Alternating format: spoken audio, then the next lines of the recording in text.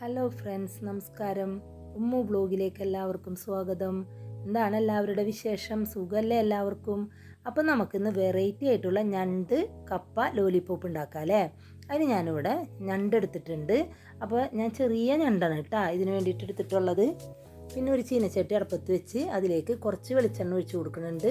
പിന്നെ ഞാനതിൽ 2 ചെറിയ സവാള ഇങ്ങനെ ചെറുതായിട്ട് കൊത്തിയരിഞ്ഞതും അതിലേക്ക് ആവശ്യത്തിനുള്ള ഉപ്പും ഇട്ട് കൊടുത്ത് നല്ല പോലെ തന്നെ ഒന്ന് ഇളക്കിയൊക്കെ യോജിപ്പിക്കുന്നുണ്ട്.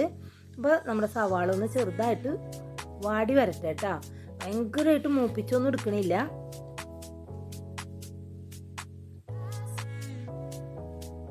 ഇപ്പോൾ കണ്ടില്ലേ, ഇങ്ങനെ നമ്മൾ സവാള ചെറുതായിട്ടൊന്ന് വാടിയൊക്കെ വന്നിട്ടുണ്ട്. അപ്പോൾ ഞാൻ അതിലേക്ക് 1 ടേബിൾ സ്പൂൺ ഇഞ്ചി, വെളുത്തുള്ളി, പച്ചമുളക് ചതച്ചതും ഇട്ട് കൊടുത്തിട്ടുണ്ട്. ഇതെല്ലാം കൂടി നല്ല പോലെ തന്നെ ഒന്ന് ഇളക്കിയൊക്കെ യോജിപ്പിക്കുന്നുണ്ട്.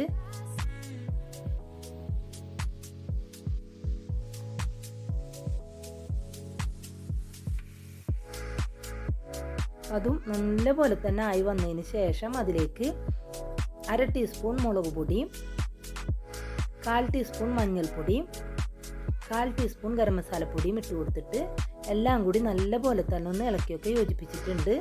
നന്നായിട്ട് തന്നെ ഇളക്കി കൊടുക്കണം കേട്ടോ.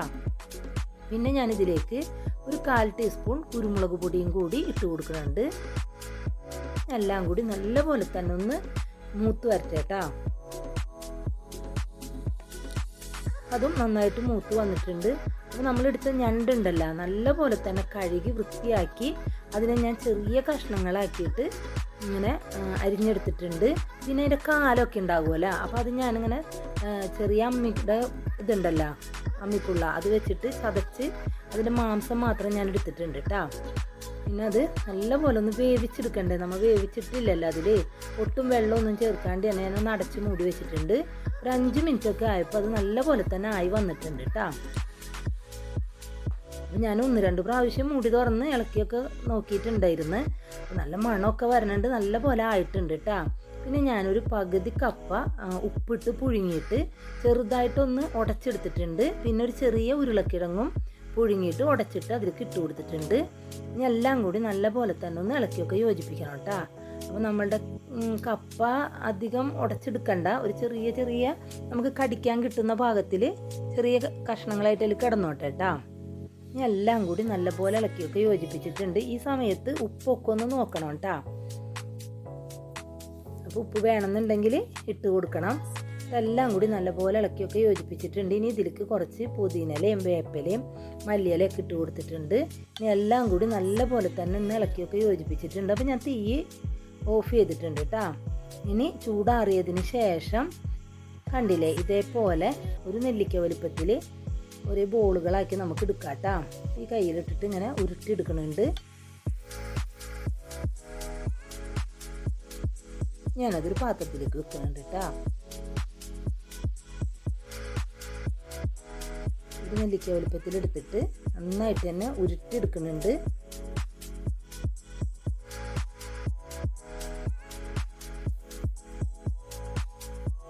അങ്ങനെ ഞാൻ ബാക്കിയെല്ലാം ബോൾസാക്കി മാറ്റിയിട്ടുണ്ട് കേട്ടോ. ഇനി ഞാനൊരു പാത്രം എടുത്തിട്ട് അതിലേക്ക് 2 മുട്ട പൊട്ടിച്ചൊഴിക്കുന്നുണ്ട്. പിന്നെ ആവശ്യത്തിന് ഉപ്പും 1/4 ടീസ്പൂൺ കുരുമുളക് പൊടിയും ഇട്ട് കൊടുത്തിട്ട് നല്ല പോലെ തന്നെ എല്ലാം കൂടി ഇളക്കി യോജിപ്പിക്കുന്നുണ്ട്. നന്നായിട്ട് തന്നെ അടിച്ചു കൊടുക്കുന്നുണ്ട് കേട്ടോ. പിന്നെ കുറച്ച് റസ്കിൻ്റെ പൊടിയും എടുത്തിട്ടുണ്ട്. പിന്നെ നമ്മൾ എടുത്ത് വെച്ച ബോളുണ്ടല്ലോ, അത് മുട്ടയിലേക്ക് ഇട്ട് കൊടുത്തിട്ട് എല്ലാ ഭാഗത്തും നന്നായിട്ട് തന്നെ ആക്കി കൊടുക്കുന്നുണ്ട്. ഇനി അത് റസ്കിൻ്റെ പൊടിയിലേക്ക് എടുത്തിട്ടിട്ട് റസ്ക് പൊടി നന്നായിട്ട് തന്നെ ആക്കി കൊടുക്കണം. അപ്പോൾ ഞാൻ 2 പ്രാവശ്യം ഇതിങ്ങനെ ഇതേപോലെ തന്നെ ചെയ്യുന്നുണ്ട് കേട്ടോ. ഇനി വീണ്ടും മുട്ടയിലേക്ക് ഇട്ട് കൊടുക്കുന്നുണ്ട്. എല്ലാ ഭാഗത്തും ഇതേപോലെ ആക്കിയതിന് ശേഷം വീണ്ടും റസ്ക് പൊടിയിൽ ഇട്ട് കൊടുക്കുക. നന്നായിട്ട് തന്നെ റസ്ക് പൊടിയിൽ നമ്മുടെ ബോള് നന്നായിട്ട് തന്നെ എല്ലാ ഭാഗത്തും ആക്കി കൊടുക്കുക. ഇങ്ങനെ ചെയ്താലേ നല്ല കാണാൻ തന്നെ ഒരു പ്രത്യേക ഭംഗി ഉണ്ടാകും കേട്ടോ. അങ്ങനെ 2 പ്രാവശ്യം ചെയ്താൽ നല്ല ഫിനിഷിംഗ് ഒക്കെ ഉണ്ടാകും. ഇപ്പോൾ കണ്ടില്ലേ, ഇതേപോലെ ആദ്യം മുട്ടയിലിട്ടിട്ട് നല്ല പോലെ ആക്കിയതിന് ശേഷം റസ്ക് പൊടിയിലിട്ട് എല്ലായിടത്തും ആക്കിയിട്ട് വീണ്ടും നമ്മൾ മുട്ടയിലിട്ട് കൊടുത്ത് ഇതേപോലെ തന്നെ ചെയ്തെടുക്കണം കേട്ടോ.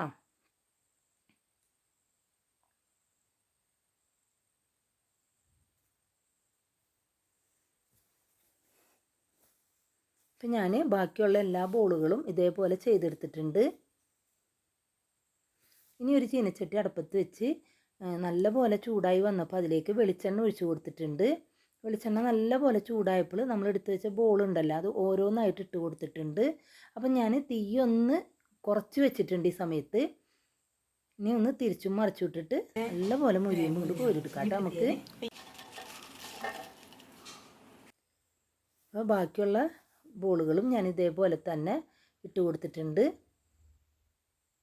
ഒന്ന് തിരിച്ചും മറിച്ചൊക്കെ ഇട്ട് കൊടുത്ത് നല്ലപോലെ തന്നെ ആകുമ്പോൾ നമുക്ക് വെളിച്ചെണ്ണയിൽ നിന്ന് കോരി മാറ്റാം കേട്ടോ.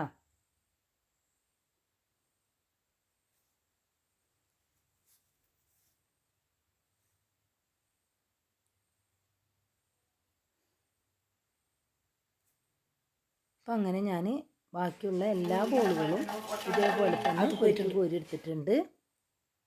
ഇനി നമുക്കത് ലോലിപോപ്പ് ആക്കി എടുക്കാൻ വേണ്ടിയിട്ട് ഓരോ ബോളുമ്മലും ഞാൻ ഒരു സ്റ്റിക്ക് കുത്തി കൊടുത്തിട്ടുണ്ട്. അപ്പം നല്ല ടേസ്റ്റി ആയിട്ടുള്ള വെറൈറ്റി ആയിട്ടുള്ള ഞണ്ട് കപ്പ ലോലിപോപ്പ് ഇവിടെ റെഡി ആയിട്ടുണ്ട്.